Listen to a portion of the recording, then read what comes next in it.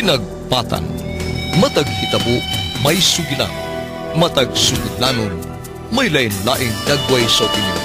Ang DYRF Radio Puwersa Editorial Board muhagpat sa matag hitabo ug opinyon, kiniyahan ug linamdagan sa Kristohanong pagtuo, hinungdan nga naumol kining tulumanon. Hinagpatan. Permiro kay gi-downgrade ang ilang mga kaso sa DOJ, Department of Justice, ikan sa murder ngadto sa homicide. Ug tungod ani sa pag-downgrade, nakapiyansa sila imbes under detention nun tato sila. Karon ang leader sa ilang grupo kay gibalik na sa trabaho, reinstatement, o gi-appoint pag siya nga mo'y mangulo sa CIDG sa usa ka area dito sa Mindanao. Ang akong gipasabot kay si Superintendent Marcos, ang leader og nangulo sa mga pulis, nga nipatay kang kanhi Mayor Espinosa ug si Raul Yap sa sulod sa prisuhan dito sa Baybay, Leyte. Ang ingon nila ni ni Superintendent Marcos kay nag-serve lang kuno sila og warrant kang Mayor Espinosa sulod dito sa prisuhan sa Baybay, Leyte. Bisan dili na kinahanglan ang warrant unta kay nagod sa sulod sa prisuhan.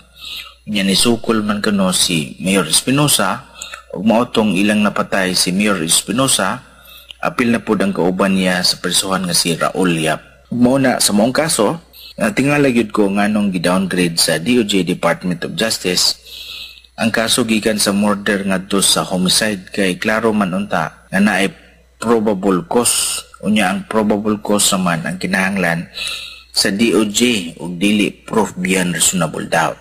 Ang probable cause di ay ang pasabot niya na naay reasonabling ebidensya nga ang krimen posibleng nahitabo ug ang taong gipasakaan sa kaso posibleng mo'y naghimo sa krimen.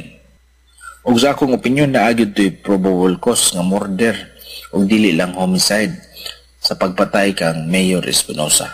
Bisan ng NBI, mao kana ang findings nga murder ug ang Senado pod o Kongreso ba to sa ilahang inquiry, ang findings nila murder man gid siguro to kung ako masayo. Ug muna karon sa balita, pait kayong paminawon, basahon nga gi-appoint, gi-reinstate si Superintendent Marcos balik sa serbisyo para mo'y mangulo, head o leader sa CIDG dito sa usa ka area sa Mindanao. Matod kang PNP Chief Bato, General Bato, i-appoint si Superintendent Marcos dito kay bakante pud kano ang maong posisyon dito. Ang nakanindot lang ani karon kay nabasahan ako base sa JME News ang magpatawag kuno si Senator Lacson og Senate inquiry. Ewa po dahil nakauyon si Senator Lacson sa moong nahitabo sa pag-reinstate o pagbalik sa serbisyo unya pag-appoint nga mo'y leader o head sa CIDG dito sa usa ka area sa Mindanao kang Superintendent Marcos. Ug mas maayo kini nga balita para kita makasabot ngano na ni unsa na ni nahitabo ani, no? Kaya angayan kining ipasabot ka nato sa PNP, sa DILG, ug bisan sa Malacañang. Alang sa nagpatan, kini inyong kapuwersa sa kahanginan, Atty. Kent Calungsod.